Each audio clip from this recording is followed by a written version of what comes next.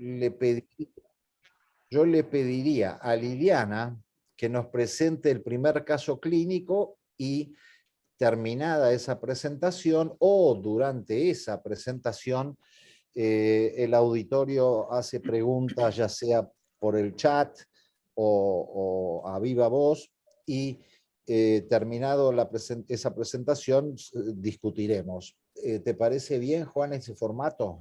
Me parece perfecto, así que le escuchamos a Liliana. Adelante, bueno, gracias. Adelante, Lili. Gracias, gracias. Bueno, y lo que vamos a discutir ahora a través de un caso clínico es el uso de terapias de alta eficacia.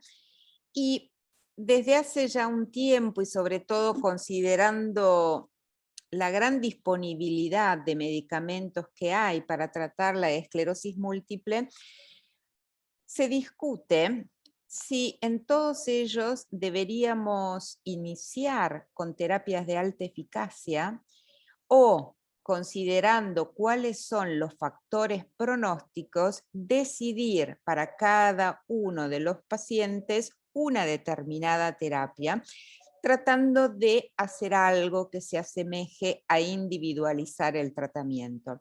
Sobre todo porque aún necesitamos contar con un poco de más datos respecto de la seguridad de las terapias de alta eficacia en el largo plazo. Y eso es algo que por el momento condiciona su elección y hace que los tengamos reservados para algunos pacientes y con ciertas características.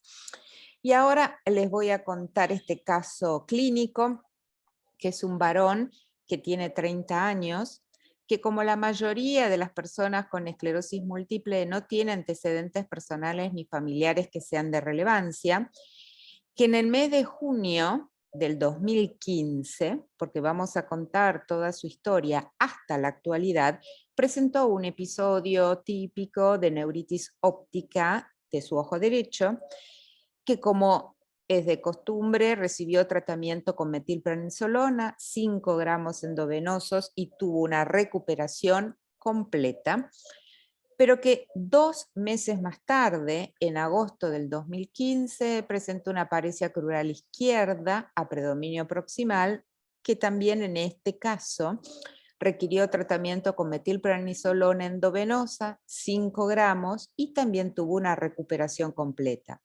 Entonces, si resumimos, este muchacho tuvo 2 eventos, el primero una neuritis óptica, el segundo, 2 meses más tarde, una paresia crural izquierda, y que post tratamiento con corticoides endovenosos, su recuperación había sido excelente con un EDSS o una discapacidad de un punto que estaba dado por hiperreflexia generalizada.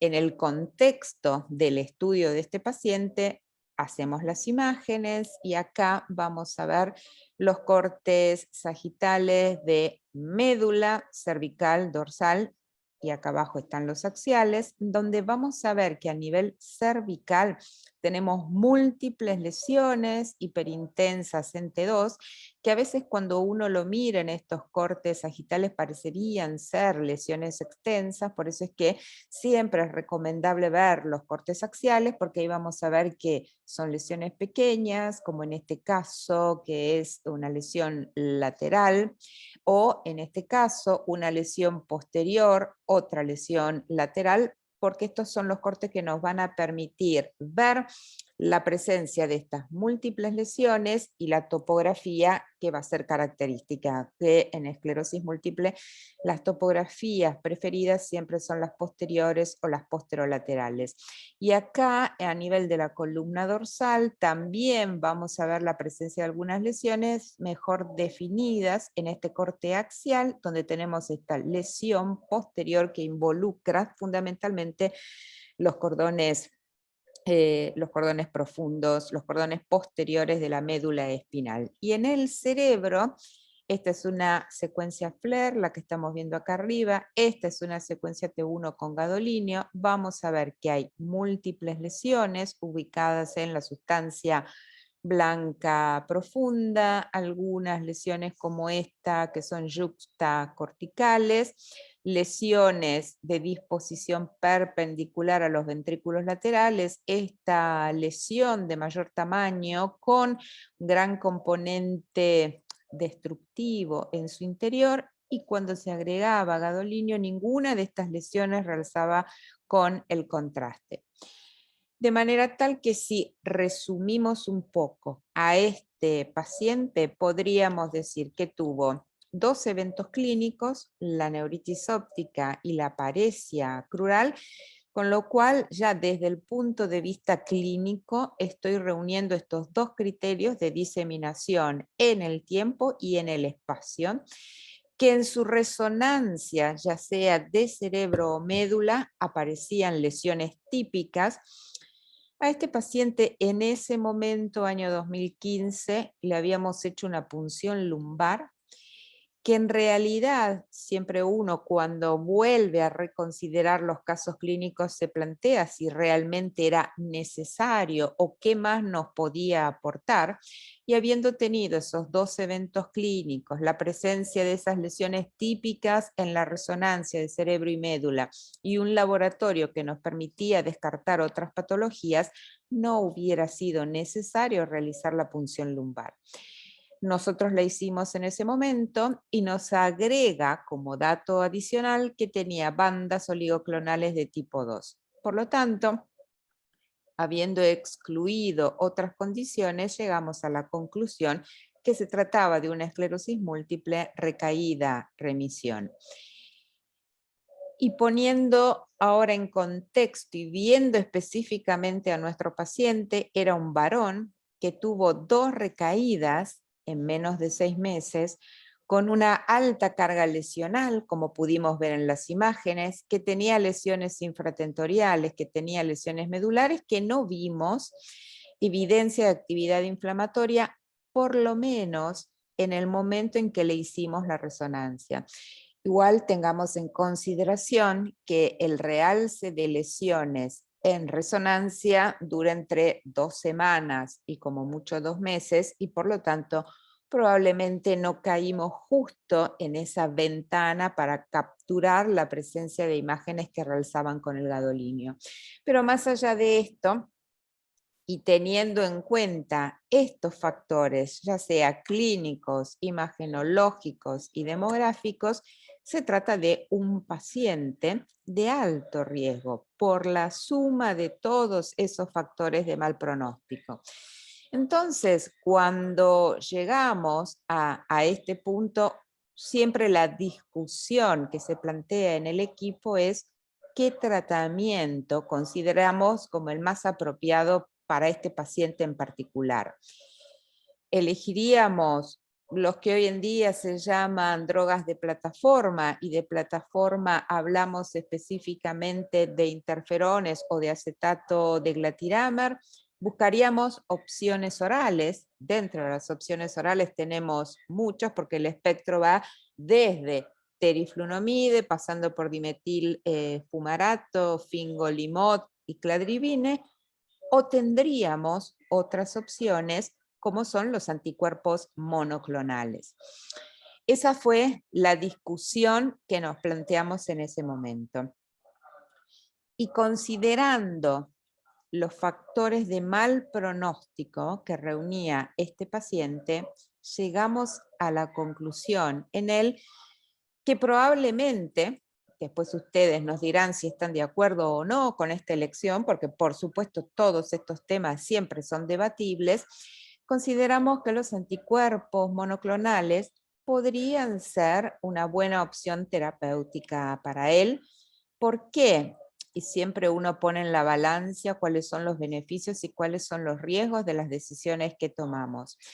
Porque en cuanto a beneficios sabemos que son terapias muy efectivas y que generalmente, o por lo menos en los ensayos clínicos, fueron incluidos pacientes con formas muy activas de la enfermedad, que por el otro lado tienen un inicio precoz en cuanto a inicio de su acción farmacológica y por lo tanto impactan impactan tempranamente en la actividad inflamatoria de la enfermedad y secundariamente en la progresión de la discapacidad, aunque tengamos en consideración que la mayor parte de los fármacos de los que disponemos actualmente tienen un mayor impacto sobre el componente inflamatorio, no tanto sobre el componente neurodegenerativo de la enfermedad, y porque cada vez somos más exigentes en relación a lo que le pedimos a los fármacos, porque lo que queremos de cada uno de ellos, y por eso es que este término no evidencia de actividad de la enfermedad se incluye cada vez más en los distintos ensayos clínicos, es realmente controlar toda evidencia de actividad de la enfermedad.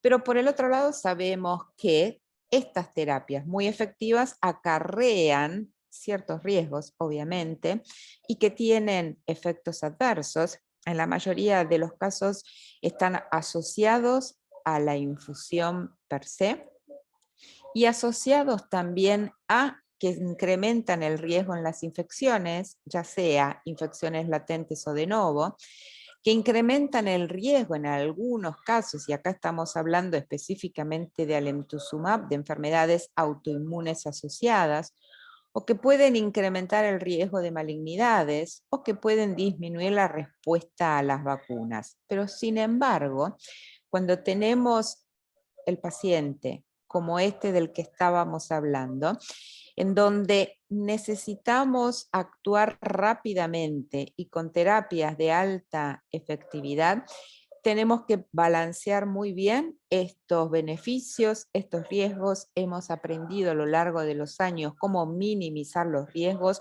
no solamente al momento de iniciar el tratamiento, sino también a lo largo de la duración del mismo. Por lo tanto, el monitoreo adecuado durante la administración y el seguimiento va a ser fundamental.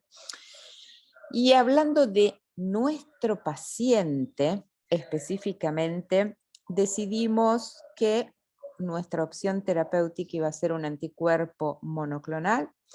Nos situamos en el escenario año 2015 y elegimos iniciar tratamiento con natalizumab, que, y esto simplemente a manera de recordatorio, es un fármaco que actúa bloqueando el pasaje de los linfocitos autorreactivos desde la periferia hacia el sistema nervioso central.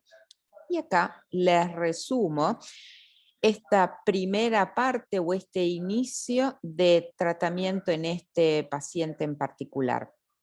Septiembre del 2015 inició tratamiento con natalizumab.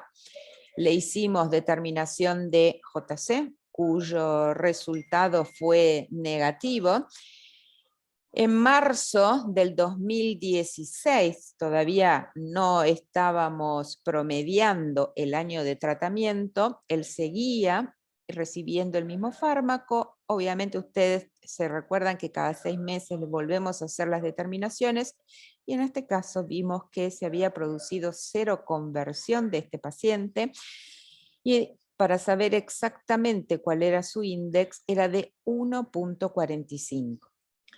Decidimos continuar el tratamiento con natalizumab y para mayo del 2017 prácticamente ya estábamos alcanzando su segundo año de tratamiento. Él seguía, por supuesto, siendo positivo. El índice se había incrementado a 2.80 en ese momento y había aparecido una nueva y pequeña lesión, que es esta que estamos señalando acá, a nivel de corona radiata izquierda, que no realzaba con el contraste.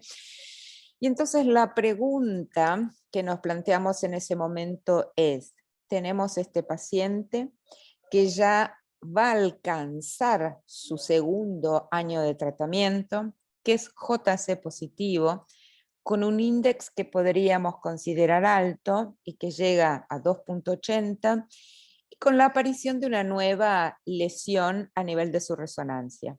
Ninguna manifestación clínica, no recaídas durante estos años, su EDSS seguía siendo de 1.0. Con lo cual este es el escenario y esta fue la discusión que nos planteamos. ¿Qué hacemos? ¿Seguimos o cambiamos?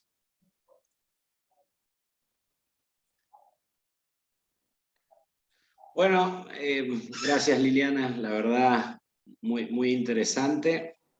Y nosotros que somos del interior a veces tenemos estos casos, hoy por ahí tenemos más herramientas, antes solo estaba el natalizumab.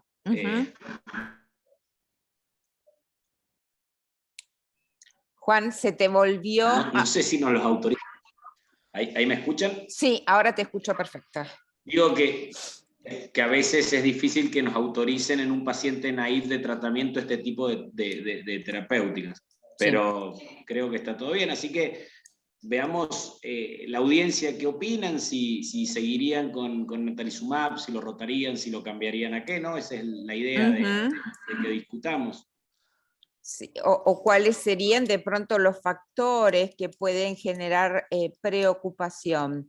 Sería que ella lleva 2 años de tratamiento y tiene un índice de 2.80, eso no tendría tanta relevancia y miramos más la resonancia, digamos, ¿cuáles serían los factores a los cuales le estaríamos prestando atención para eventualmente decidir un cambio? O de pronto no y seguimos con lo mismo, ¿no? Claro. Que siga teniendo actividad con un anticuerpo monoclonal es un tema, ¿no? Sí, por supuesto, es un tema. Y a veces también, y tomo lo que vos decís, Juan, uno se plantea, ¿es esta actividad mayor a la que teníamos previo inicio al tratamiento? Porque recuerden que iniciamos el tratamiento en un muchacho que en un lapso de 2 meses había tenido 2 recaídas que impactaron mucho en la funcionalidad y por lo tanto tuvieron que recibir corticoides endovenosos. Y que cuando hacemos esa primer resonancia en el contexto de estudiar al paciente, nos encontramos que tenía muchas lesiones. Y muchas lesiones en zonas que molestan significativamente porque sabemos que están asociados a un peor pronóstico a largo plazo, y que no son tanto las lesiones supratentoriales, sino justamente las lesiones en el tronco y las lesiones en la médula. Entonces, partimos con un paciente que era muy activo. En estos 2 años, él no tuvo recaídas, no se modificó su EDSS y apareció una única lesión en la resonancia, ¿no? Entonces uno podría decir, sí, no lo logré controlar absolutamente, pero su actividad no es exactamente igual a la actividad que tenía cuando iniciamos con esta terapia de alta eficacia. Entonces, tal vez no me lo plantearía tanto por ese lado, desde el punto de vista clínica o imagenológica, sino que tal vez la decisión, pienso yo, no sé después qué opina el resto, tal vez pasa por algo y que tiene que ver con los años de terapia administrada y con este índice con los que nos encontramos a casi 2 años, ¿no? Sí, yo creo que ese es el punto más fuerte, la seguridad después de los 2 años con ese índice. Charlar bien, yo creo que la terapia ha sido eficaz, digamos, esa pequeña lesioncita, y que parece una lesión de su enfermedad de base, no nos hace pensar en otra cosa, por lo que veo yo. Exactamente, eso también sí, Juan, por supuesto. Por supuesto, porque uno de pronto aparece una nueva lesión y dice, esta lesión es sugestiva de LMP o claro, es una lesión que tiene que ver con su enfermedad de base y como vos muy bien dijiste, es una nueva lesión de tipo desmielinizante y que tiene que ver con su enfermedad de base, o sea que tiene este índice alto, pero no impresiona tratarse del MP y no tuvo ninguna manifestación clínica tampoco sugerente o sugestiva de que eventualmente pudiera estar haciendo una infección. Y entonces, y me parece que también es interesante recordar esto que tiene que ver con la estratificación del riesgo, ¿no? Y dónde situaríamos a nuestro paciente.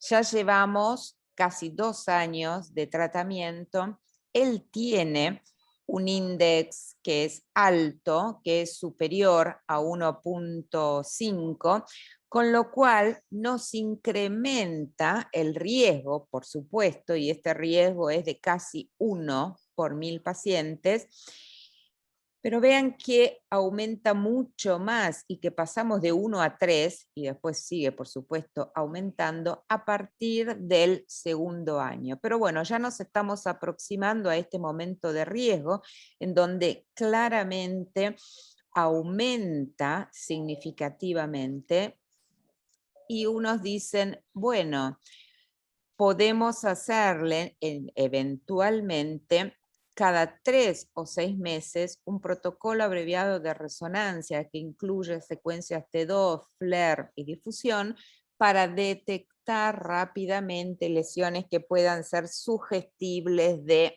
LMP.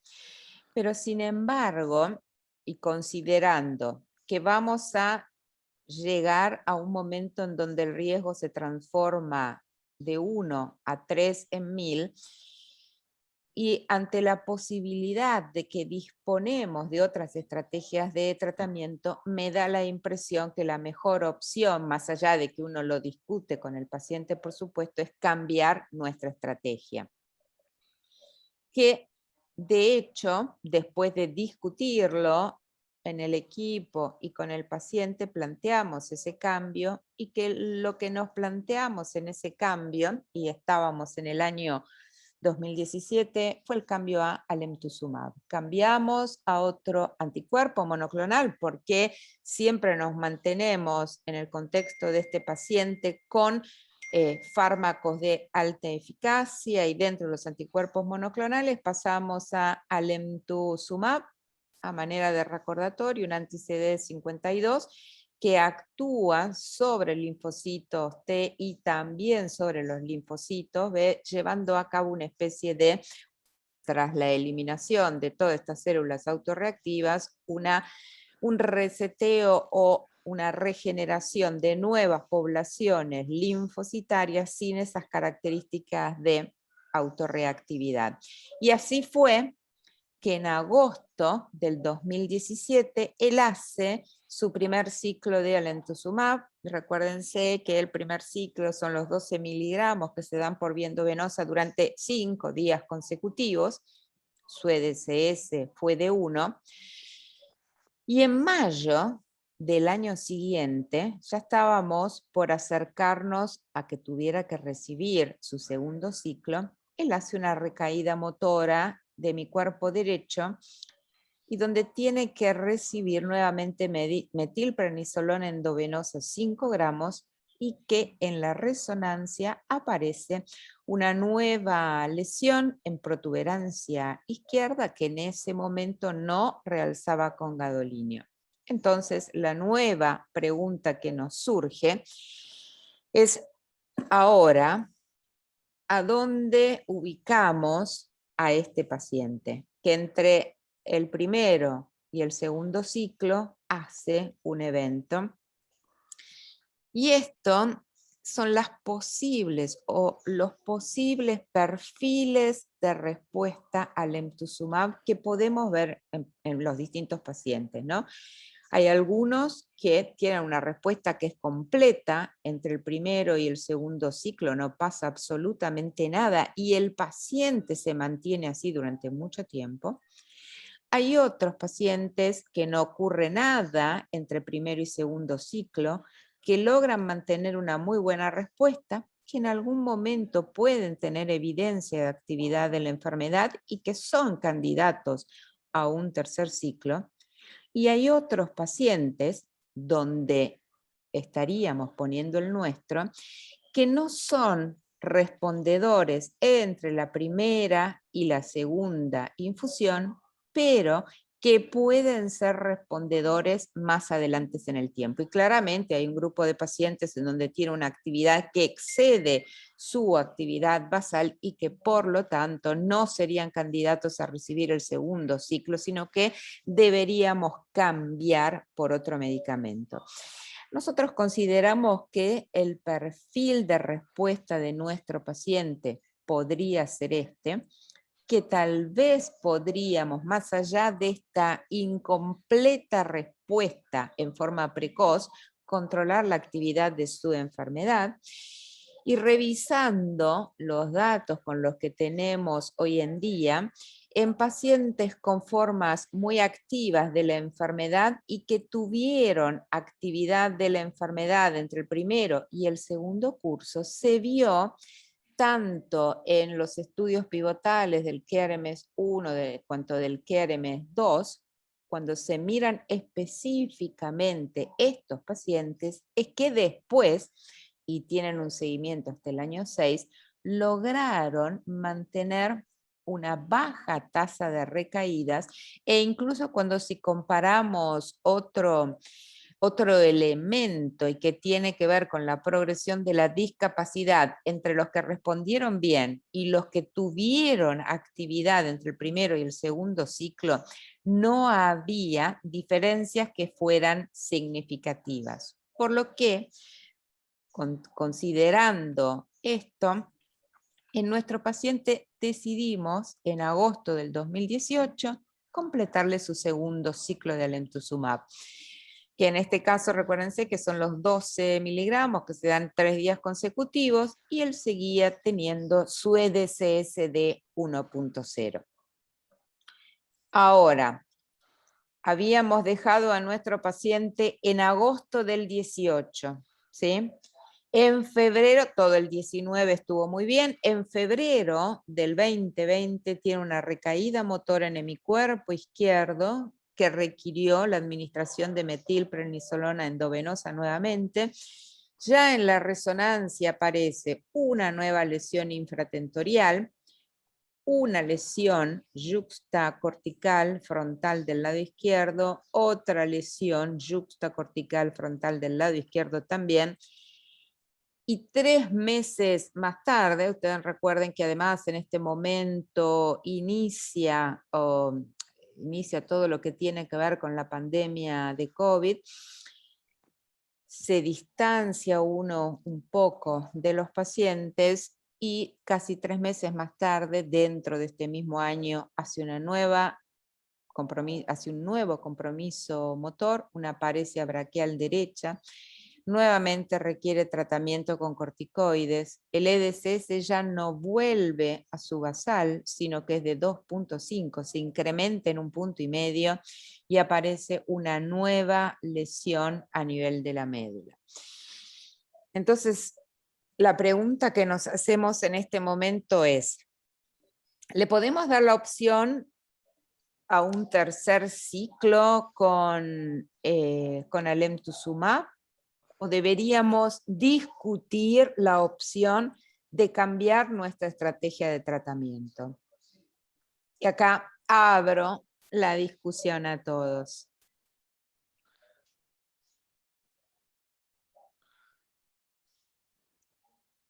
No sé si alguien quiere dar la opinión que haría.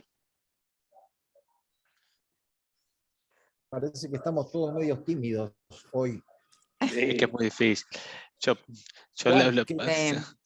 creo que es muy difícil. Yo te quería hacer una pregunta en el sentido, y más que por ahí pregunta es tu comentario, porque a veces es un tema, esto lo del concepto de la reducción de la actividad respecto a la enfermedad previa, Sí. más que nada por el riesgo de caer en una tolerancia permisiva, por el hecho de ver que hay menos actividad con respecto a la enfermedad previa. Y mi pregunta es, ¿hasta qué punto? Porque uno puede ver que el paciente previo al uso del tratamiento podía tener 10 lesiones en la resonancia, 3 recaídas, y empieza un tratamiento, y uno ve que en el seguimiento hace una recaída y 2 lesiones en la resonancia. Y dice, bueno, pero es menos de lo que tenía antes.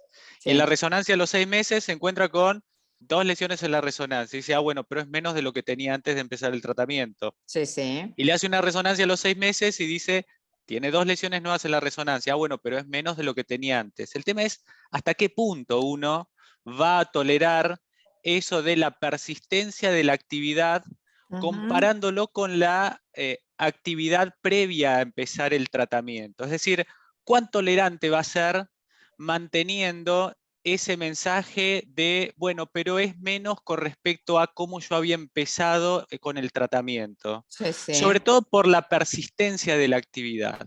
Exacto. ¿Cuál es tu comentario respecto a eso?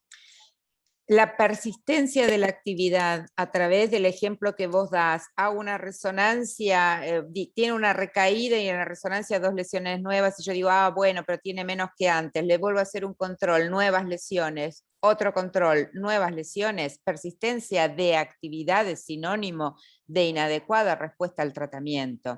Y en realidad yo no esperaría todo ese seguimiento, que si le vas a plantear hacer resonancias cada 6 meses, estamos hablando de 1 año y medio para llegar a la conclusión de que esa estrategia que elegí no sirve y que debo cambiarla. E incluso en el caso de que hubiera tenido una recaída y 2 nuevas lesiones en la resonancia magnética, ya es una alerta importante como para desde ese mismo momento irme planteando que probablemente no estoy controlando la actividad de ese paciente, sobre todo porque estamos utilizando terapias que son de alta eficacia, con lo cual uno no debería dejar pasar todo ese tiempo y ya ahí empezar a decidir y a plantearse seriamente el cambio.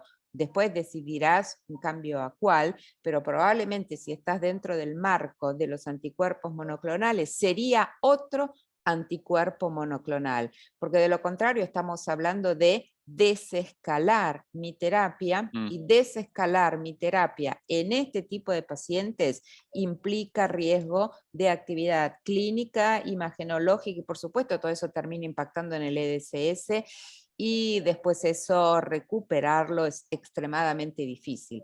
Entonces, nuestro nivel de tolerancia tiene que ser muy bajo.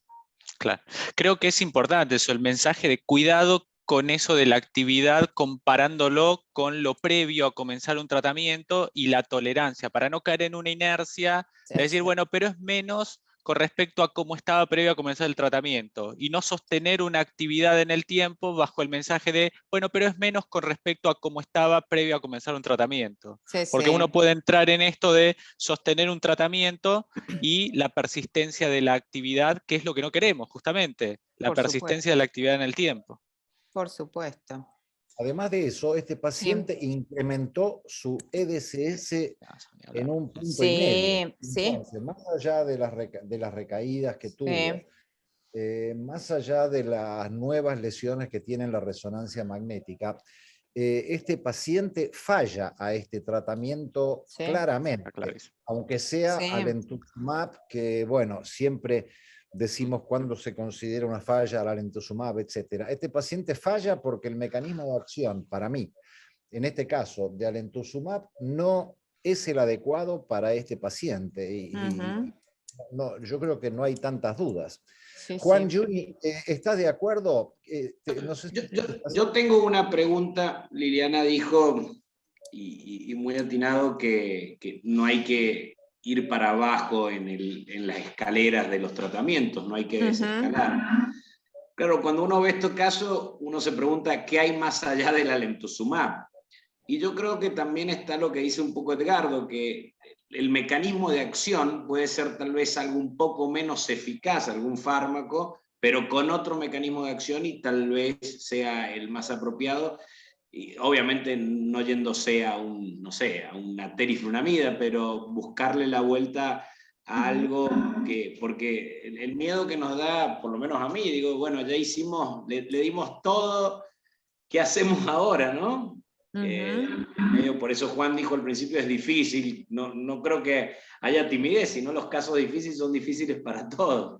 No, por supuesto. De hecho, este paciente es un paciente complejo, y tuvimos que discutir mucho entre nosotros, saber cuáles eran las distintas opciones y salidas que podríamos plantearle a él, porque bueno, sigue siendo un hombre joven que sigue trabajando, entonces la idea es, bueno, lograr conservar ese estatus funcional en él, más allá de que, bueno, tuvimos un impacto en el EDSS y que su EDSS se incrementó en 1.5, ¿no?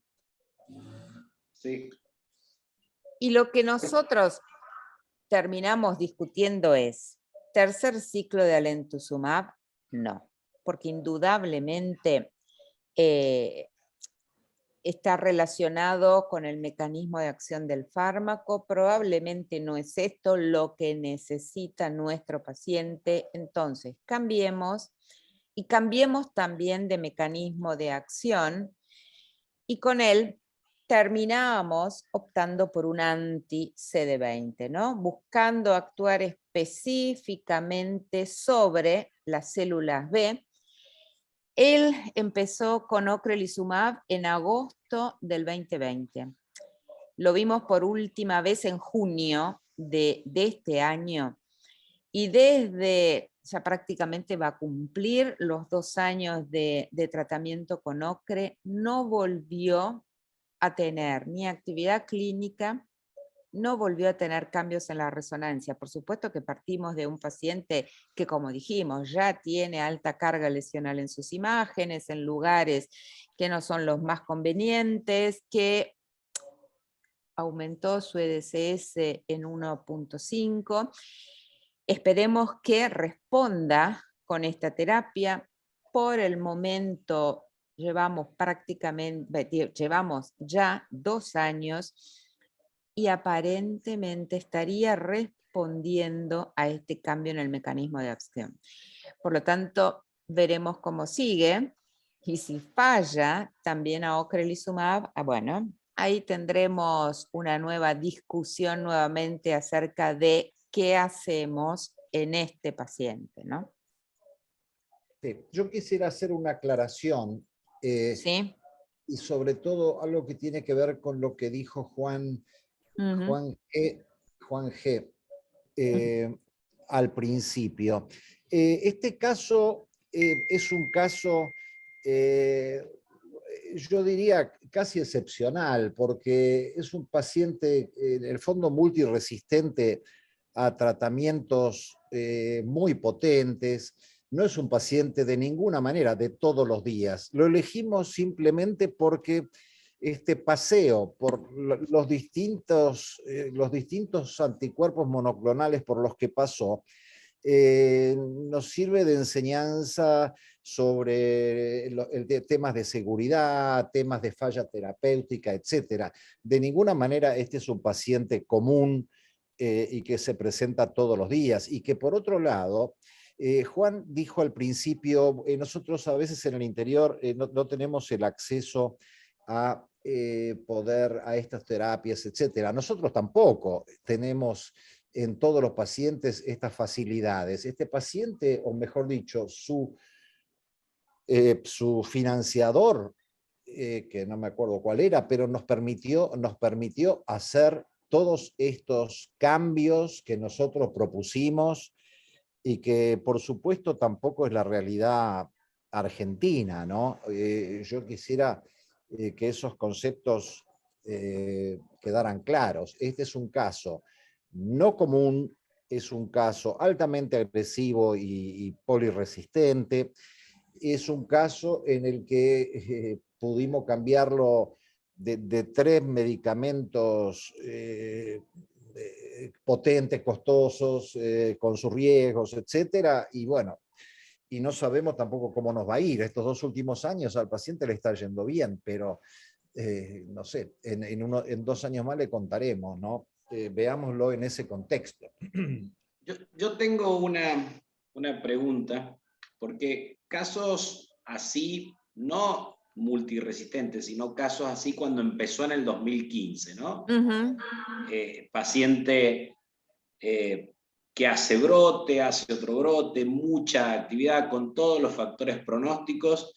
Bueno, nosotros estamos llevándolo ahora al 2022, nos estamos inclinando, y la pregunta es eso, ¿qué hubieses hecho con ese paciente hoy desde el inicio? Estamos empezando por el ocre, no solo por su característica en los pacientes naive, sino esta posibilidad de pelear el tratamiento cada 6 meses, principalmente en los pacientes hospitalarios, nos está ayudando muchísimo.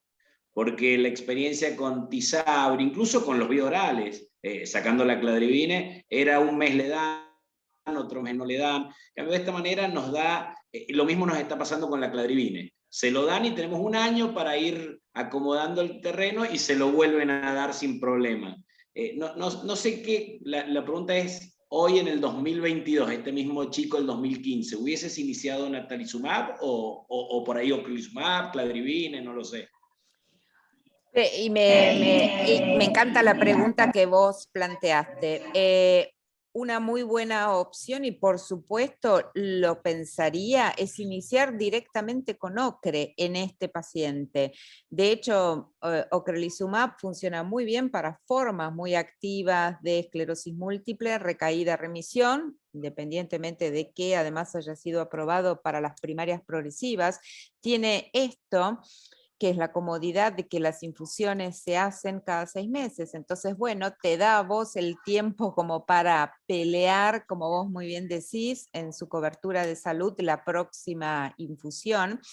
Y por lo menos teniendo resultados que ya van más de 7 años, los que se conocen con uso de ocrelizumab, vemos que su efectividad se sostiene a lo largo del tiempo y que eso no te incrementa los riesgos en cuanto a infecciones serias o alguna infección que no se hayan visto durante los 2 años que duran los estudios pivotales.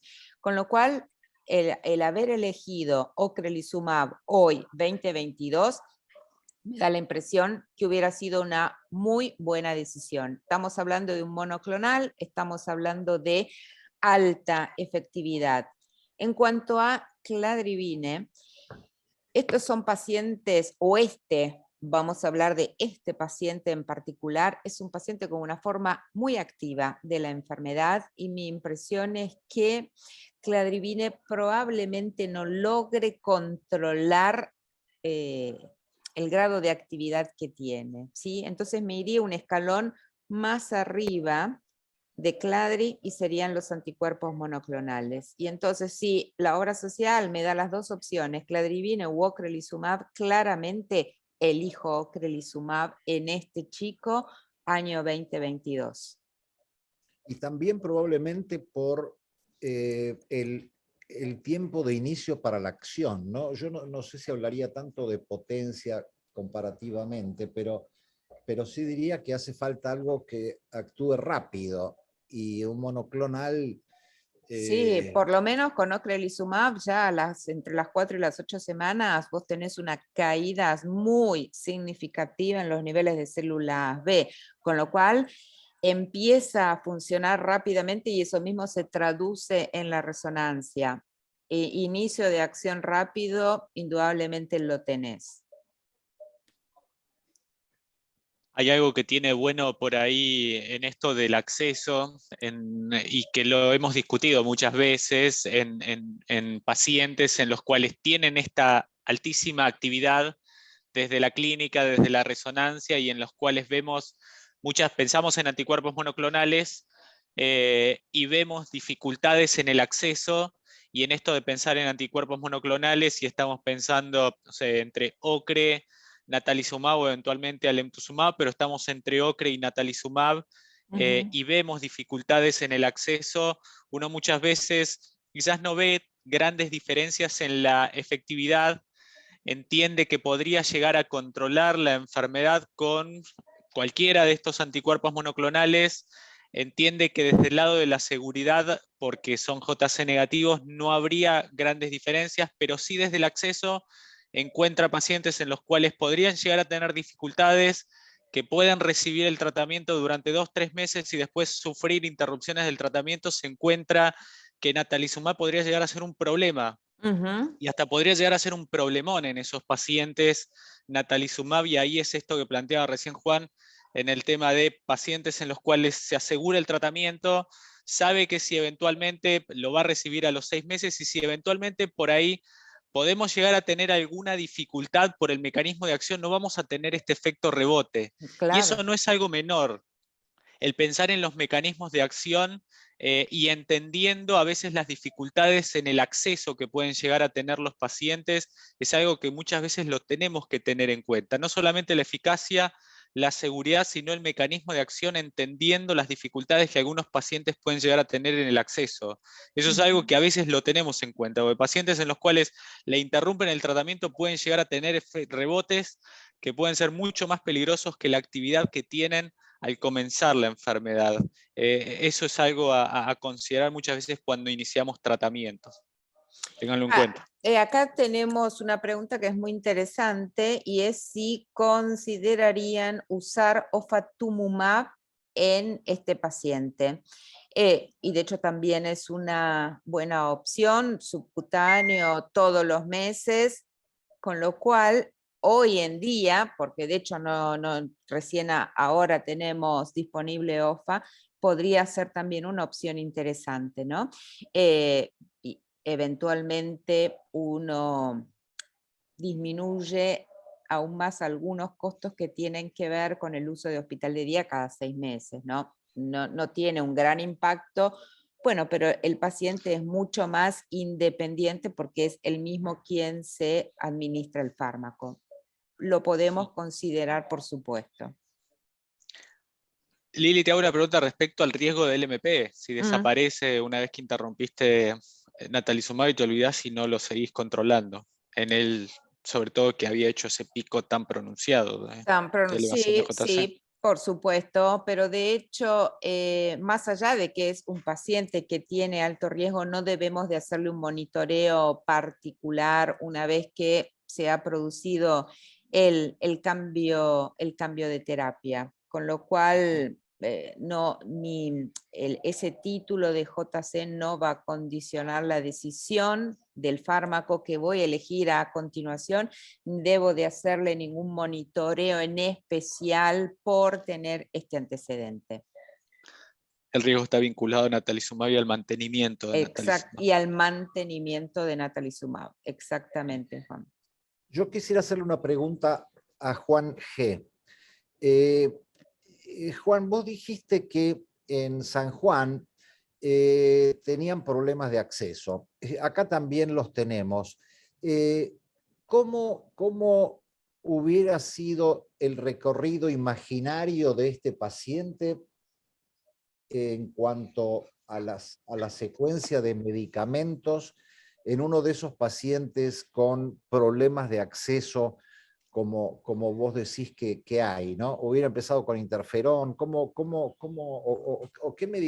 hubiera sido, ¿no? La secuencia, y porque obviamente, o casi obviamente, hubiera fallado a fármacos de mediana eficacia. ¿Cómo te lo imaginás eso? Yo me lo imaginaba este paciente, y no solo por el acceso, por lo que uno ve diariamente, es probablemente iniciando con fingolimod. Paciente con un bioral, que bueno, uno tiene bastante buenos resultados en la historia. Obviamente, si es un paciente de estas características, tal vez iba a fallar. Y posterior al fingolimod, en esa época, escalarlo al Tysabri si hubiese fallado al fingo más adelante.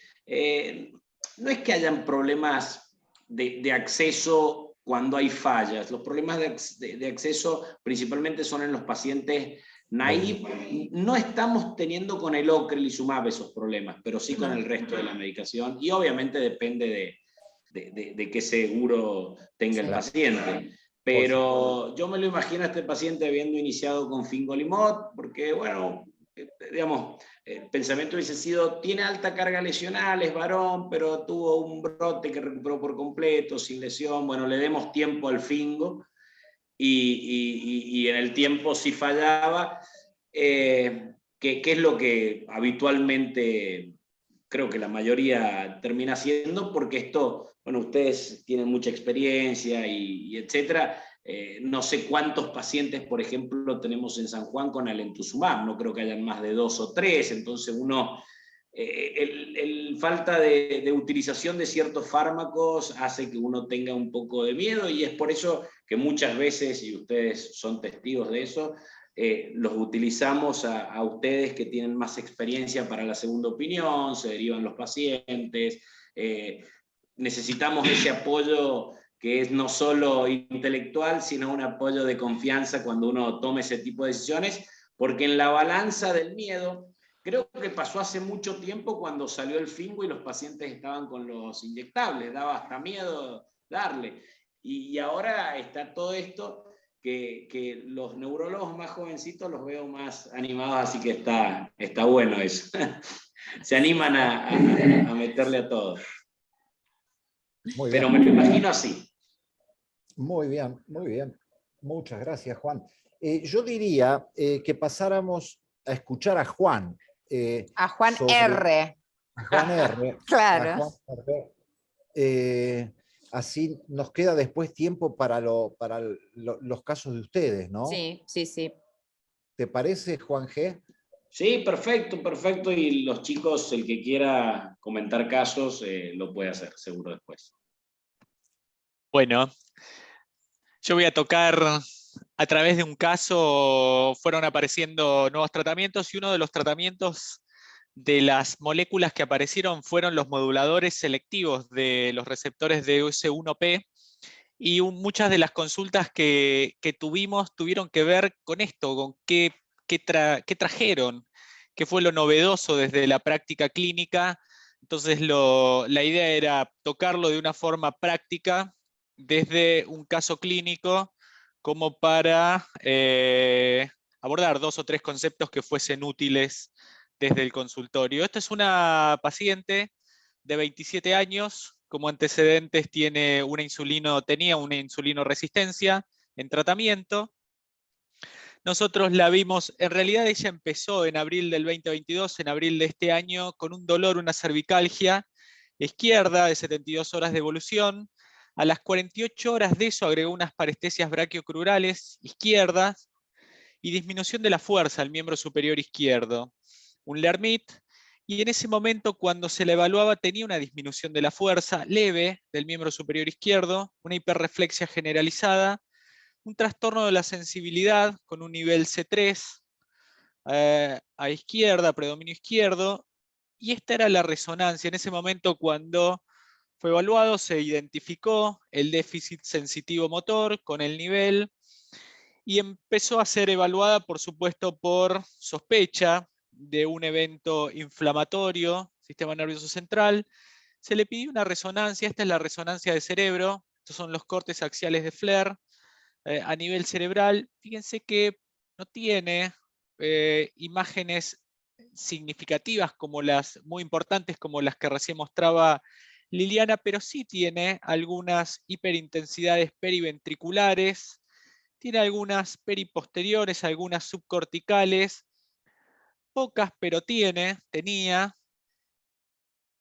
Cuando se inyectó con contraste tenía una imagen que realzaba, una periposterior derecha, esta era la única a nivel cerebral que realzaba. Este es el correlato en Flair, la periposterior derecha, que era la que realzaba. Y a nivel de la médula tenía esta imagen en C2, C3, en el corte sagital, que realzaba. Esta era la que le estaba dando la clínica. No había tenido otro episodio clínico. Se le pidieron otros estudios inmunológicos, infectológicos negativos. No se punzó. Único evento clínico. Tenía lesiones periventriculares, tenía alguna lesión juxtacortical, la lesión medular. 2 lesiones que realzaban, una lesión cerebral, una lesión medular. No tenía otras causas que generaran esto. Diseminación en espacio, diseminación en el tiempo, exclusión de otras causas. Lo que mejor explicaba lo que le estaba pasando era esclerosis múltiple. Le hicimos el diagnóstico de esclerosis múltiple, fenotipo recaída, y dentro de esta individualización, una forma leve moderada, una baja carga lesional, primer evento clínico. Quizás lo más significativo era la localización, la recaída medular con la lesión en la médula. Después a nivel cerebral no tenía una alta carga lesional, buena recuperación. Esto era una mujer sin factores de riesgo significativos, salvo bueno, la insulinoresistencia, bien tratada. Eso la ponía por ahí dentro de la individualización en la forma moderada. Y ahí decidimos tratarla con este modulador selectivo de los receptores de fingosina 1-fosfato actuando sobre el receptor 1 y 5. Hoy lo que tenemos disponible en Argentina es ozanimod. Un poco como para entenderlos, ¿cuáles son estos receptores? Estos son los que hoy tenemos disponibles, porque cuando uno los escucha desde el mecanismo de acción dice cuáles son. Tenemos varios, en realidad los estamos utilizando desde hace un tiempo. Quizás el más conocido es fingolimod. Lo que tiene fingolimod es que no es selectivo. Actúa sobre los receptores de fingosina 1-fosfato, pero no es selectivo. Actúa sobre el receptor 1, 3, 4 y 5. O sea, actúa globalmente, pero entendemos cómo funciona. Conocemos su mecanismo de acción, funciona para esclerosis múltiple, funciona muy bien.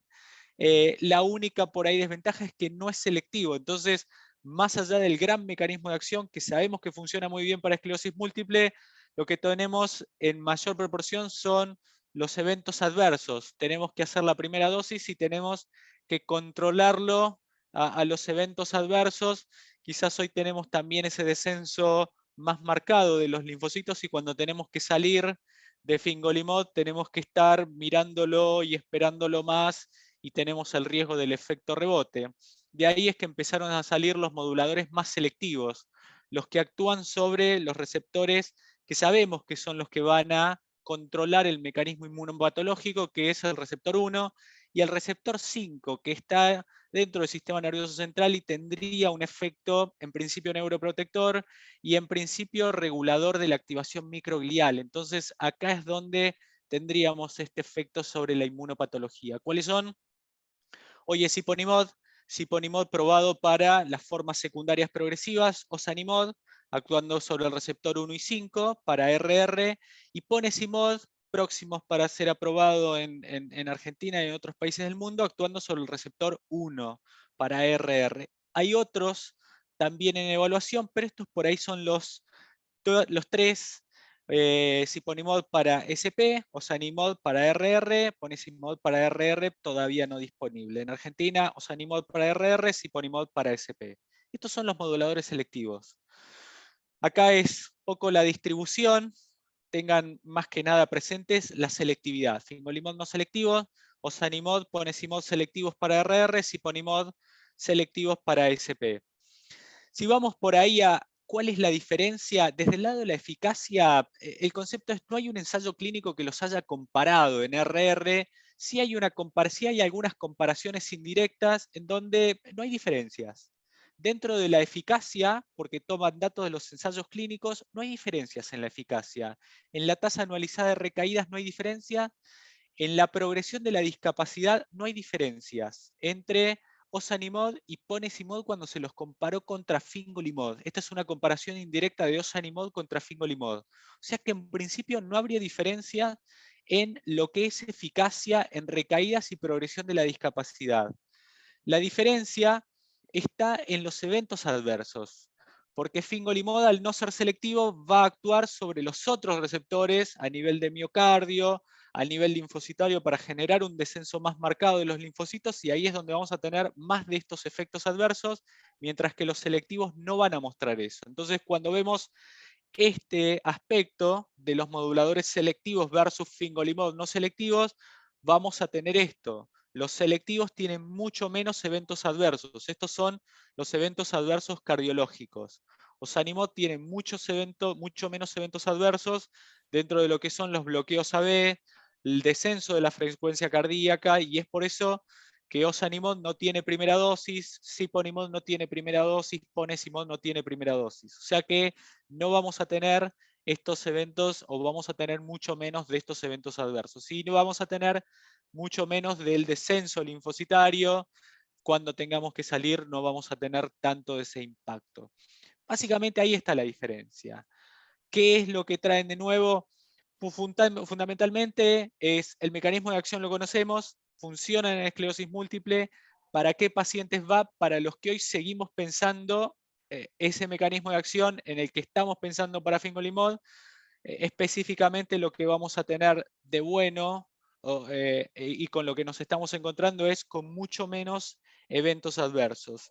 Un poco lo que estamos viendo es la evolución de los tratamientos hacia hacerlos más inteligentes, en donde preservan el mecanismo de acción que ya conocemos en muchos de estos tratamientos, disminuyendo los eventos adversos, mejorando la tolerancia, mejorando la carga de tratamiento, disminuyendo la carga del tratamiento para los pacientes. En el caso puntual de los moduladores de los receptores 5-1-fosfato, es manteniendo el mecanismo de acción y disminuyendo los efectos adversos.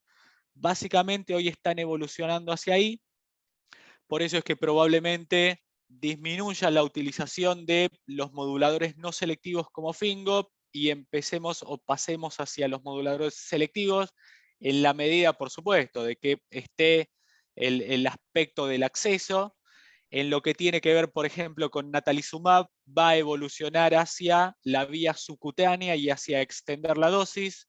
En lo que tiene que ver con los anti-CD20, probablemente evolucione a mantener dosis ampliadas, es decir, utilizar periodos prolongados y en mejorar la forma de administración, en intentar ir por la vía subcutánea, que para el paciente sea mucho más cómodo la aplicación.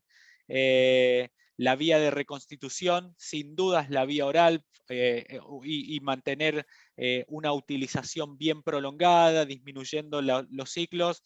Esa es la evolución de los tratamientos, hacia hacerlos mucho más prolongados, a mejorar las vías y a intentar mantenerlos de las formas de la menor utilización posible.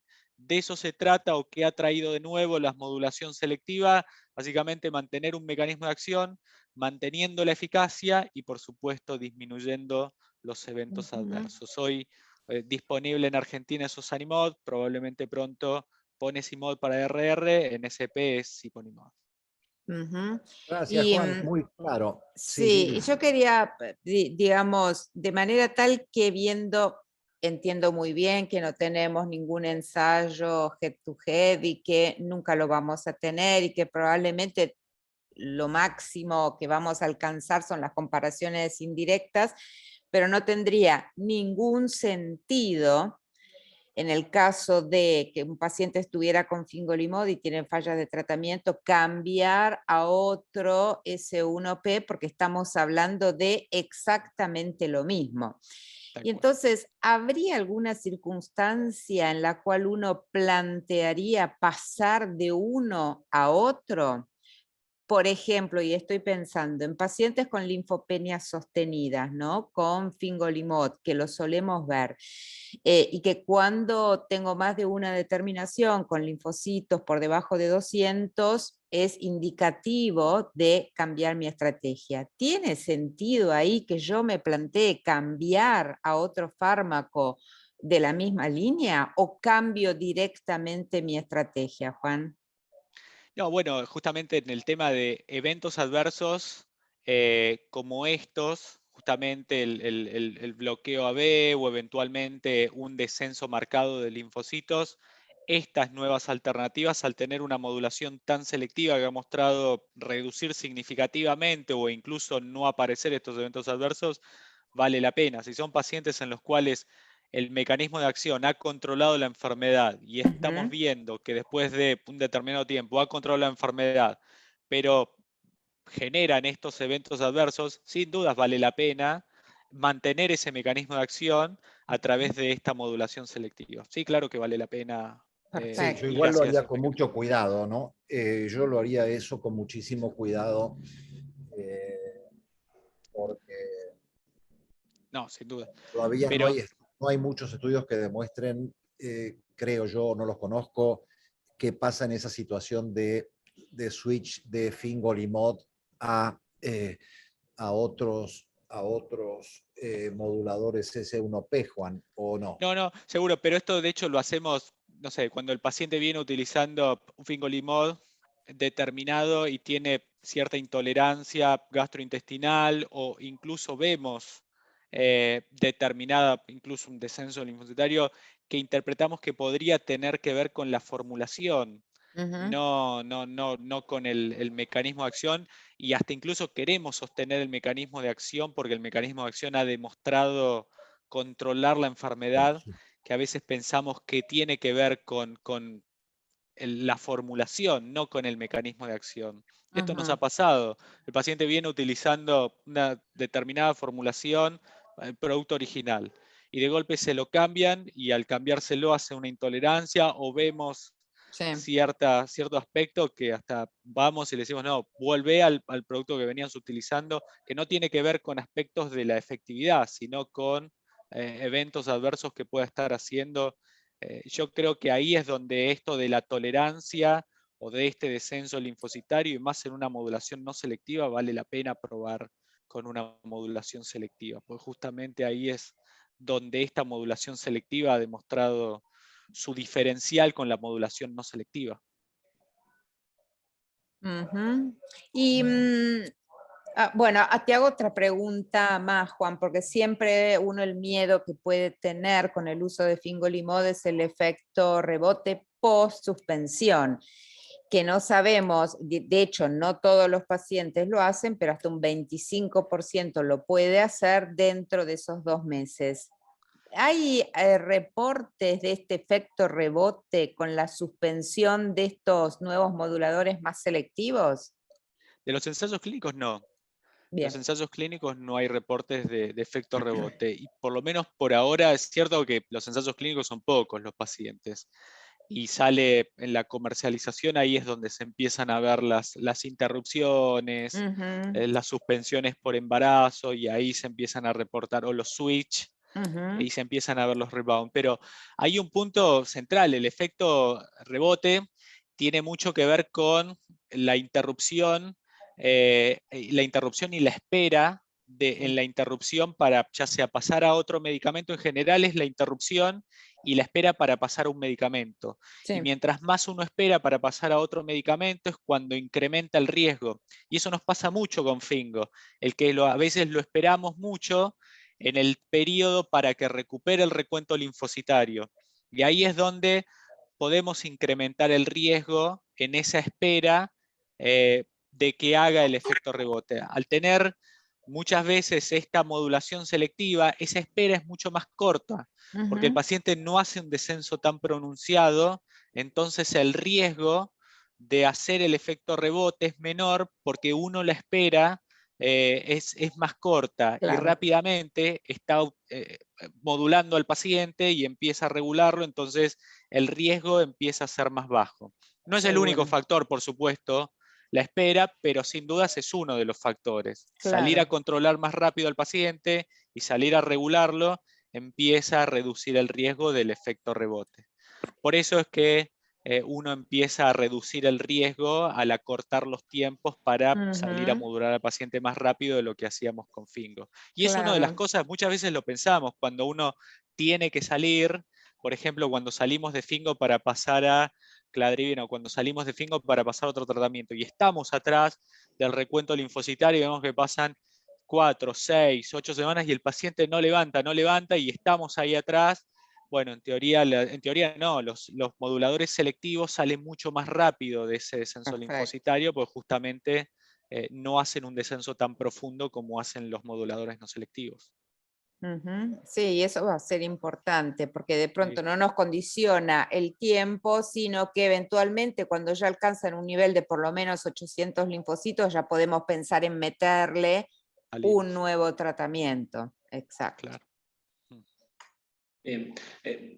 Muy interesante, por lo menos yo no tengo experiencia con estas nuevas drogas, pero justo vi que se salió un colega que uno de los casos que te iba a plantear son 2 casos que estamos discutiendo ahora en el hospital. 2 pacientes mujeres que tienen un control espectacular de la enfermedad con fingolimod, pero linfopenias persistentes, no menos de 200, pero nunca tienen más de 400.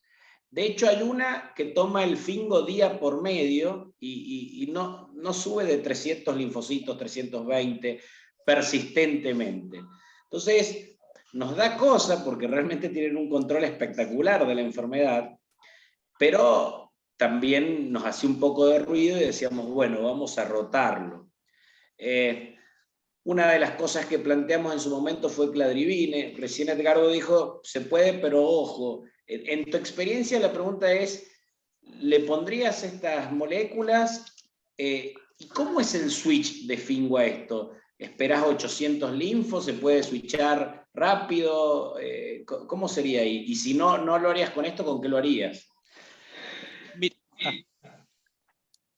Yo, en el caso de esos pacientes tuyos o de ustedes que no tienen linfopenias críticas, porque decís que nunca tuvieron menos de 400, creo haber entendido. Menos menos de de 200. No, menos de Estuvieron, digamos, 200. por debajo de No. los 400 siempre, Claro, ¿no? nunca más de 400, pero nunca menos de 300, 200. Sí, yo creo que son casos ideales, creo, para hacerle un switch a estos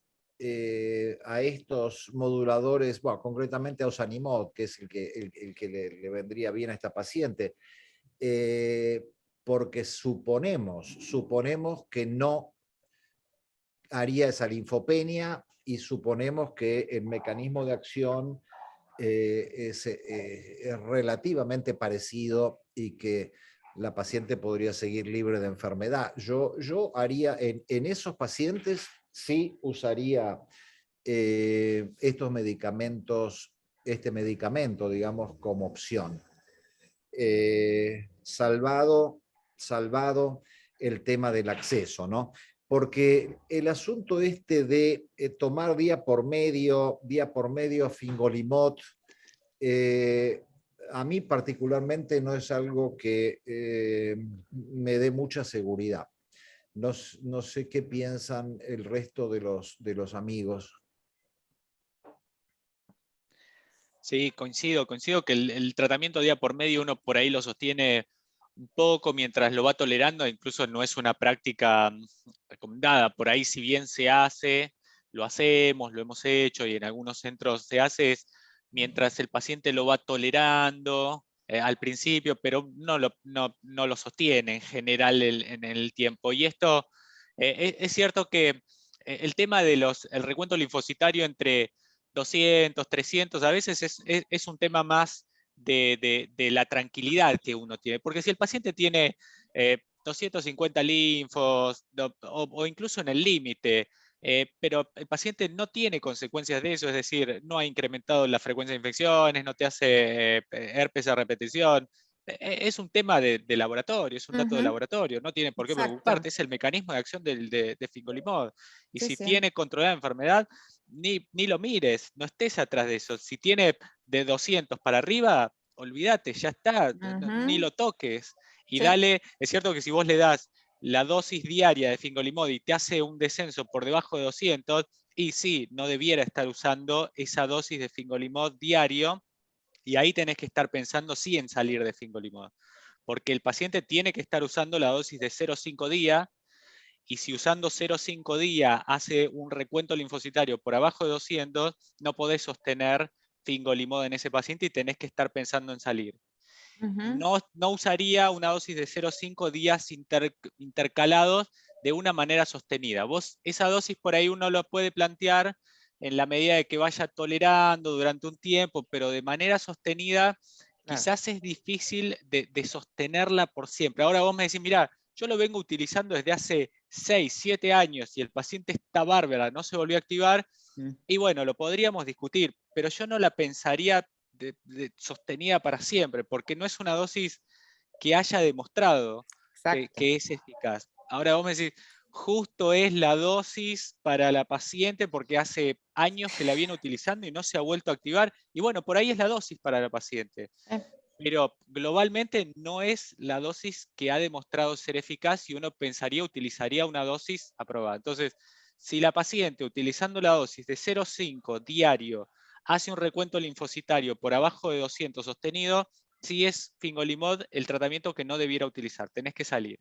Exacto. Entonces, si hace un recuento por abajo de 200, sí pensaría en salir, y ahí pensando en salir, sí haría lo que plantea Edgardo de estos moduladores selectivos, pensando que es un mecanismo de acción que la ha controlado también, podría ser una alternativa porque justamente te mantienen el mecanismo de acción que la ha controlado también a la paciente y no te producen un descenso tan marcado. Justamente en el promedio, el descenso linfocitario de los ensayos clínicos está en el orden de los 500, 600 por campo. Entonces te mantiene el mecanismo de acción y no te produce un descenso linfocitario tan marcado. Entonces es dentro de esto un mecanismo de acción sin estos efectos adversos ideal para la paciente. Y no tenés que hacer ningún washout, no tenés que esperar No, nada tal cual. mientras, cuando tenés el nuevo, bueno, hoy se tomó el último comprimido del viejo Fingo que estaba tomando, mañana empieza con el nuevo. Pero reforzando un poco lo que decía Juan, tenemos, o por lo menos yo he tenido más de un paciente que siempre sus recuentos de lo que son los linfocitos, estaban por debajo de los 300 y se mantenían en 230, 250, llegaba a 300, volvía a bajar, pero como no hacía ninguna infección importante y nunca le hizo niveles por debajo de 200 y tenía la enfermedad controlada, seguí sosteniendo el mismo fingolimod que venía recibiendo. Sí, sí. Sí, está demostrado, incluso hay ensayos clínicos y hay estudios observacionales en donde no hay muchos pacientes un dato cuantitativo porque es algo del circulante, pero no hay un impacto cualitativo. El paciente sigue teniendo una respuesta inmunológica perfecta, entonces ni estén tan atrás de eso. Si tiene 210 y estás preocupado, no, olvídate. El paciente puede andar con ese recuento, 210, 200 y está perfecto, olvídate. Sí, sí. Exactamente. Sí, aparte pensemos una cosa, que esos linfocitos que no los encontramos en el hemograma, no es que el paciente no los tenga, son linfocitos que están retenidos en los ganglios linfáticos, en los órganos linfáticos, etc. O sea, no es un paciente leucopénico por quimio, digamos así, por verlo de una manera. Es un paciente que tiene sus linfocitos, pero que los tiene escondidos. Entonces, el terror, yo creo que el nivel de terror nuestro debe bajar un poco, ¿no? Sí, sí. Hola. Sí, ahora se te escucha bien, se había entrecortado un poquitito, pero se entendió muy bien que nuestro miedo no tiene que pasar por un dato de laboratorio, ¿no? Miremos a la paciente o el paciente. En este caso. Sí, en este caso, por supuesto, por supuesto. Bien, súper claro. Bueno, Juan G., ¿querés que vayamos a los casos? Momento, mira, tenemos una pregunta. De Fede. Fede, voy a hacer una pregunta antes yo. Fede, ¿es Fede o es Julieta?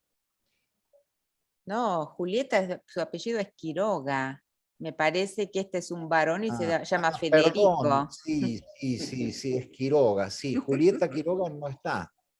No ha ingresado. No la vemos, no la vemos. Porque quería hacerle yo una pregunta a ella por un paciente que me están llamando. Bueno, no importa, perdón. Fede, bueno, es que Julieta era una de las que iba a presentar hoy, no sé qué le ha pasado. Debe estar retenida en el consultorio, mira. Sí, claro. Bueno, pero Fede pregunta, en caso de linfopenia por laboratorio, ¿es recomendable realizar frotis por hematología para evidenciar y cuantificar? No tengo idea. Yo creo que no, pero Liliana... No aporta, no te va a aportar más evidencia. No es necesario hacer el frotis, en absoluto. No sé, doy una respuesta corta. Es Erika González. Perdón, no sé por qué aparece mi nombre. Soy Erika González. Okay. Vieron que tampoco es Fede Quintana. Bueno, tenemos así una pequeña mezcolanza. Bien. Bueno, queridos amigos, hay más preguntas, comentarios, críticas, qué sé yo, lo que se les ocurra. Julieta no vino, no está para presentar el caso, lamentablemente. Bueno, no faltará oportunidad. Por supuesto. Juan, cuando vos quieras, nos convocás y hacemos otra reunión de estas con casos. Eso vos lo sabés, sí, ¿no? Que estamos a disposición. Le comento a Juan un poquito el caso, sí. a toda la audiencia, pero Juan porque justo habló de SIPO y de este tipo de drogas. En el caso que me había dicho Julieta, es una paciente femenina de 50 y pico de años, la cual actualmente tiene un EDSS arriba de 7. Arriba de 7. Llegamos Sí. a escuchar, tiene un EDSS más de 7. Le pongamos 7. Ok. Y la paciente es la típica paciente que tiene una discapacidad importante, está con fingolimodo, genológicamente está estable, sin embargo, va progresando lentamente, entonces a uno dice, este es un paciente que está en un estadio de secundaria progresiva en este momento. Entonces la pregunta que por ahí siempre nos hacemos es, ¿cómo nos animamos y qué hacemos en la suspensión del tratamiento? Eso era algo que Juli quería preguntar. ¿Y qué le daríamos si eventualmente hay que darle algo? Ese era para que ustedes nos den ese dato. Uno dice, bueno, está con fingo, no veo evidencia de la enfermedad, pero se lo suspendo y me hace un brote, no sé, o se llena. Bueno, ¿qué hacemos ahí? Esa era la pregunta que tenía Julieta. Juan. Sí. No, Juan R. Qué quilombo de Juanes tenemos. Dale, Juan, es una pregunta, podríamos hacer una reunión entera de esa, pero la verdad que una de las cosas que uno siempre se plantea es vos recién planteás el tema, no tiene evidencia de la enfermedad, la progresión de la enfermedad, es decir, el incremento del EDSS, es algo que nos está hablando de que la enfermedad está progresando. Es cierto que no tiene actividad, en el sentido de no está teniendo recaídas en principio y no tiene lesiones focales en la resonancia. Ese es un punto, no tiene actividad inflamatoria focal, no está incrementando el EDSS. Es difícil dar una respuesta global y entonces ahí es donde uno se tiene que meter en el paciente puntual, y en el paciente puntual tiene que ver de ciertos aspectos demográficos, la edad del paciente no es lo mismo, este paciente si tiene, no sé, 40 años que si tiene 60 años. No es lo mismo si este paciente tiene este DSS y está progresando después de, no sé, los últimos 3 o 4 años, que si viene haciendo esta progresión en los últimos 10 o 12 años. O sea, es importante ver cada paciente individual, sobre todo para tomar estas decisiones de tratamiento y para ver si uno lleva 10 años progresando y tiene este DSS después de 10 años, o si estamos viendo esta progresión después de 3 o 4 años. Porque ahí es donde uno va a ver si toda progresión de DSS lo que tiene atrás es la posibilidad de una progresión independiente de las recaídas, en donde en esa progresión independiente de las recaídas hay inflamación. Y hoy los tratamientos que tenemos, todos estos tratamientos, natalizumab, ocrelizumab, los anti-CD20, alemtuzumab, tienen algo para esa inflamación. O sea que vos podés, Siponimod, podés pensar en que podría llegar a pegarle hacia ese componente inflamatorio. O sea, pero todo depende de ciertos aspectos de cada paciente individual. Mi punto es difícil dar una respuesta global cuando uno ve fotos de corte transversal. Esto es decir, EDSS de 7 y un paciente que está progresando, ¿qué hacemos con el fingolimod? ¿Lo sacamos o no lo sacamos? Ahí es donde es importante ver la historia evolutiva de ese paciente en estos aspectos. ¿Cuánto tiempo hace que está usando fingolimod? ¿Cuánto tiempo está progresando? ¿Cuánto pasó de la última recaída y desde la resonancia? Y entonces ahí te va a ayudar a entender si vale la pena salir de fingolimod y cambiarlo, porque cuando uno toma decisiones en base a esto, el EDSS de 7 puede que no tenga sentido usar un tratamiento, puede que sí tenga sentido utilizar un tratamiento. Cuando uno se basa en fotos en corte transversal, uno puede equivocarse. Y el mejor ejemplo es esto. Vos podés ponerle un tratamiento al EDSS-7 y viene el auditor y te dice, ¿cómo le estás poniendo un tratamiento a un EDSS-7? Sos un loco. Pero todo te cambia si yo te digo que el paciente un año atrás tenía un EDSS-3 y hace 6 meses te hizo una recaída y hoy tiene un EDSS-7 porque esa recaída lo puso en ese EDSS y se está recuperando. Entonces sí vale la pena que vos lo sacudas con un tratamiento. Y es muy distinto si yo te digo que ese EDSS lo tiene porque hace 10 años o 15 años viene progresando, en donde probablemente sí seas un loco porque le estás poniendo un tratamiento a un EDSS de 7 que hace 15 años que viene progresando. O sea, cuidado con los EDSS y las fotos en el corte transversal. Entonces, sí, en otras palabras, lo que está planteando Juan, y te voy a interrumpir, Juan, para ver si puedo clarificar un poco las cosas, es saber si ese paciente está en una forma RR, que no me parece, pero de vuelta hay que ver la película, como dice Juan, o tiene una forma progresiva secundaria. Si ese paciente está en una fase de progresión lenta de su EDSS, yo diría que ese paciente tiene una forma secundaria progresiva y que por lo tanto los medicamentos que pueden ser útiles son aquellos que atraviesan la barrera hematoencefálica y tienen algún efecto sobre, sobre el componente intratecal. Y por eso a ese paciente teóricamente habría que darle o siponimod o darle ocrelizumab, por primera cosa.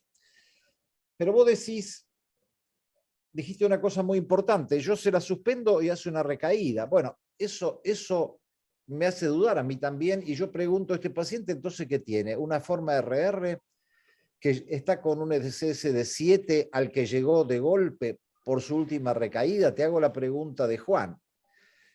¿Me explico? Porque seguir con fingolimod en un paciente que tiene una forma progresiva secundaria desde los ensayos clínicos no tienen ningún sentido, digamos así. Pero los pacientes son los pacientes, y vos decís, con eso yo lo curo y lo tengo bien y se lo saco y hace una recaída. Y bueno, entonces, contra eso yo no puedo decir nada, pero en este paciente habría que tratar de establecer bien si es un paciente que tiene ya una forma progresiva, si tiene o no actividad en su resonancia magnética, o si, digamos, si agranda las lesiones, si tiene lesiones nuevas, si alguna se tiñe cada vez que le hace una resonancia. Es un criterio, sí, para darle por ahí un medicamento potente, pero por otro lado, como dice Juan, también hay estudios que demuestran que después de los 60, 55, 60 años con EDSS altos, son más los efectos adversos posibles que el beneficio que vos tengas con ese paciente. Por eso, ese paciente que vos contás, Juan, es un paciente complejo, digamos, y como dice Juan, para hacer una reunión de 2 horas dentro de 15 días. Sí. Sí, porque de hecho, digamos que con un EDSS de 7 es una señora que en este momento está en silla de ruedas, ¿no?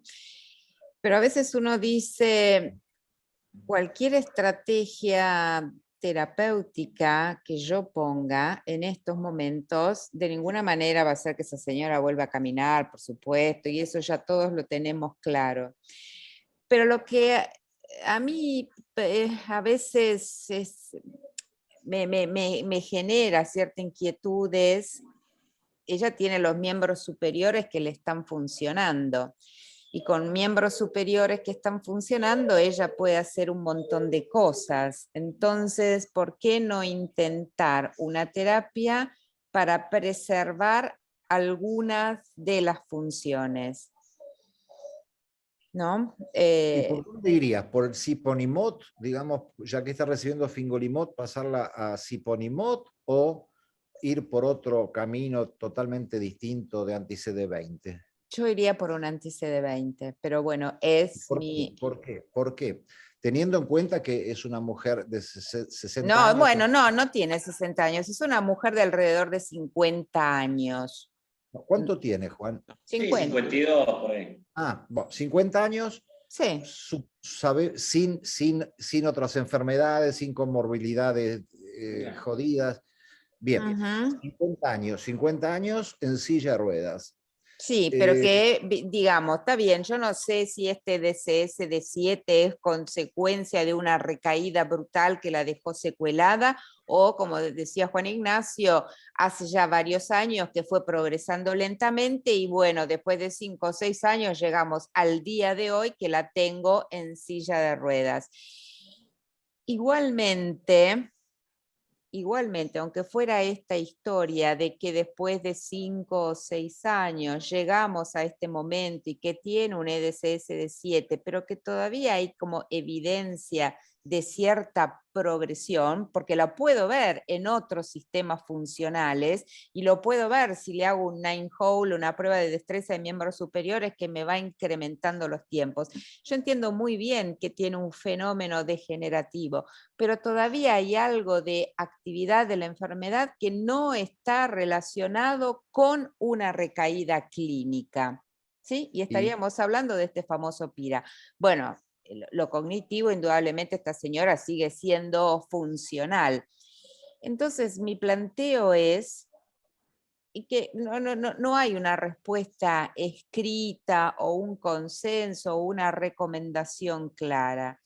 Pero ¿por qué no dar oportunidad a preservar otras funciones en esta mujer? Y sabiendo que por lo menos con ocrelizumab tengo evidencia de que funciona sobre esta actividad que no depende de las recaídas, que parecería ser el caso de esta señora, porque no tuvo una recaída clínica y porque en la resonancia no le veo lesiones que realcen con el gadolinio porque aparentemente se mantenía estable, pero algo sigue pasando y que yo con una resonancia convencional no lo estoy viendo. Entonces, desde un punto de vista teórico, yo plantearía usar algunos fármacos que actúen sobre este PIRA. Ocrelizumab es una opción y estaría tratando de ver qué es lo que ocurre con sus miembros superiores, si se los puedo preservar. Y todavía no están hasta donde yo sé, se estaba haciendo un estudio en pacientes con EDCS de 7 o más con ocrelizumab para ver el impacto en miembros superiores, evaluándolo con el test de los 9 palitos. Juan Pero Rojas. Sí, está claro que uno no es una paciente grande, de hecho es una paciente que tranquilamente traería ensayos clínicos. Dos, es una paciente en la cual uno todavía le daría chance de opción de tratamiento porque está dentro de las telas que podría beneficiarse de opciones de tratamiento. Tres, dentro de estas opciones de tratamiento entre siponimod y ocrelizumab, cuando uno ve los datos de siponimod para esta paciente, no se beneficia. Cuando uno ve los subanálisis, es justamente el grupo de pacientes en donde siponimod no responde y justamente es dentro del label de que lo usaríamos, no es el paciente en el cual le daríamos siponimod. Si usaríamos siponimod, sería en un paciente mucho antes. En el paciente en el cual está haciendo la transición, tiene un EDCS entre 4, 5 y que tiene actividad. No sería este el paciente en el cual usaríamos siponimod. No. Y si usaríamos una estrategia de tratamiento en estas formas progresivas, justamente usaríamos ocrelizumab. O sea que cuando uno junta todo esto, la trataría porque es una paciente relativamente joven, cambiaría el tratamiento que estaría usando y dentro de los tratamientos que utilizaría, hoy quien tiene más evidencia, juntando los datos de progresión, juntando los datos de Progression Independent Relapse, este famoso PIRA, y dentro de esto de SIPO y OCRE, sería ocrelizumab. O sea que le daría una chance y dentro de los tratamientos la chance sería para ocrelizumab. Muy bien. ¿Y cómo se lo daría? Sí, bueno, creo que más o menos coincidimos todos en este asunto. ¿Y cómo se lo daríamos? ¿Cómo le suspendemos cómo hacemos para pasar la OCRE? ¿Necesitamos esperar algo, no esperar nada, vacunarla? ¿Qué hacemos con esta paciente en el consultorio, no? Bueno, suponemos que ya todas las vacunas las tiene dadas porque, bueno, tiene que ver con el plan de vacunación que uno plantea antes de iniciar fingolimod. con lo cual una placa de tórax solamente para asegurarme de que no tengo una TBC activa en este momento, porque OCRE puede reactivar tuberculosis latentes, no me parece que sea el caso, así que suspendo y empiezo OCRE. Igual es importante setear la expectativa, ¿no? Bueno, lógico, aclararle a la señora que caminar no va a volver a caminar, no, eso que lamentablemente le tiene que quedar claro. Y que lo que uno plantearía hacer en ella, que no sabemos siquiera si va a funcionar, porque estamos hablando desde un punto de vista teórico, es ver si podemos preservar sus miembros superiores. Garantía de resultado no hay. Y su cognición, tal vez, ¿no? Y ver si logramos preservar tal vez la cognición. Una opción que se me ocurre por la comodidad, porque OCRE, si bien es cada 6 meses, el paciente en silla de rueda tiene que ir a un centro de salud, sí. Es OFA también, que bueno, es un mecanismo de acción más o menos similar y es subcutáneo, una vez al mes, ¿no? No sé qué opinan. Sí, no demostró ser efectivo, todavía no tenemos ningún estudio que haya demostrado ser efectivo en una forma progresiva. Sí, vos muy bien decís, es lo mismo, sí, es lo mismo, pero sin estudios. Pero no es lo mismo. Sin estudios, sin evidencia, no sé ustedes qué dicen. Sí, porque el ensayo lo tiene hecho en RR contra TERI, por lo menos con OCRE tengo hecho en formas progresivas de la enfermedad. Dentro, si bien la gran mayoría eran primarias progresivas, había algunos pacientes SPE que siempre terminan siendo incluidos. Me parece que tengo como más evidencia para un OCRE, más que para OFA. Sí, me parece. Pero bueno, estamos, viste, es un caso que es muy difícil, nos estamos manejando con ciertos aspectos teóricos, pero clara evidencia que le sacás fingo, le pones un ocrelizumab y va a estar siempre bárbara en su silla de ruedas, pero con los brazos geniales, no lo sé. Es teórico. Sí, esto es todo un juego teórico, nada más. Nada más, hay todavía miles de preguntas que no se pueden contestar, ni cuándo suspender un tratamiento en un paciente que está bien, si solo por la edad ya podríamos hacerlo. No sé si los estudios que hay en cursos van a poder responder bien esa pregunta o no, porque tampoco puedo determinar de antemano quién eventualmente vuelve a tener actividad de la enfermedad una vez que le supongo el medicamento. O sea que todavía hay miles de cosas que no sabemos bien y siempre te encontrás con pacientes que escapan fuera de lo que es clásico y de lo que tenemos escrito en todos lados.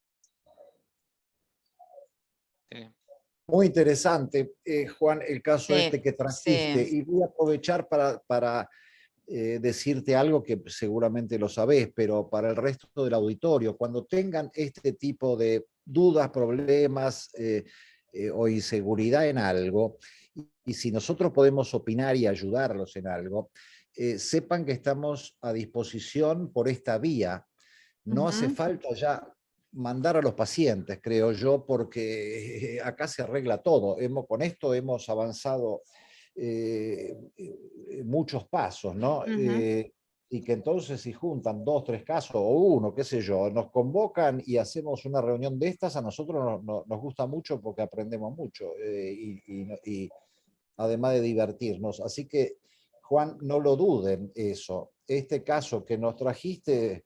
Es muy interesante. Mira toda la discusión que planteó, imagínate. Es interesantísimo. Por eso, si tienen 2 casos, ¿viste? Ya armamos con eso, armamos una fiesta. Bueno, no es tan inocentón. De hecho, hoy hay varios ensayos clínicos registrados y toda la industria farmacéutica está atrás de esto, ¿no? De cuándo suspendemos, cuándo no. Exactamente, exactamente. Hace un tiempo, no sé si Juan estuviste en una charla, habían algunos que planteaban en estos pacientes hacer un tratamiento con cladribine, como decir, bueno, reseteo el sistema inmune y después suspendo todo y lo dejo 4, 5, 6 años y me quedo tranquilo como que lo he cubierto. No sé qué opinan ustedes.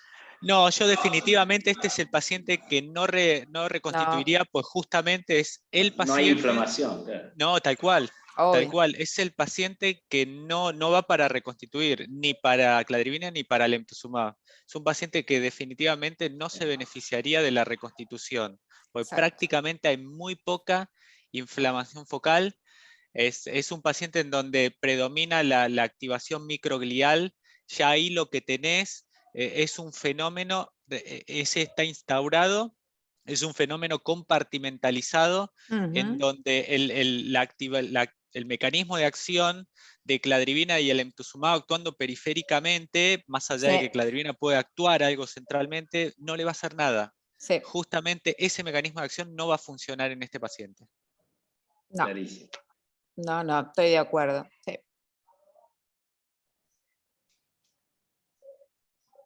Bueno, parecería que no hay más preguntas ni comentarios. Así que siendo las 20:51, si les parece, damos por finalizada esta lindísima reunión que tuvimos. Esperamos ahora que ustedes nos llamen para la próxima, y si no, el año que viene vamos de vuelta nosotros a la carga. Yo les mando un abrazo muy grande a toda la audiencia. Le agradezco a Juan y a Liliana por haber presentado los casos, y bueno, especialmente a vos, Juan G., por la buena convocatoria y el caso que nos trajiste, ¿no? Así que fuerte abrazo a todos. Bueno, muchas gracias a todos. Gracias, Juan. Gracias, muchas Viejo. gracias. Bueno, nos Hola, juntamos cuando un nos abrazo. necesiten. Gracias. Bueno. Gracias, Por Juan, supuesto. por todo. Sí, Hasta un abrazo. luego. Excelente. Chao, Guillermo. Juan G., Sí, ¿vos me podrías pasar el contacto o el teléfono de Julieta Quiroga? sí, ya se lo mando. O se lo mandás a Guillermo, a Juan, a cualquiera. Si no Se lo mando a Guillermo y que te lo envíen. Perfecto. Muchísimas gracias. Gracias. Y bueno, hablamos.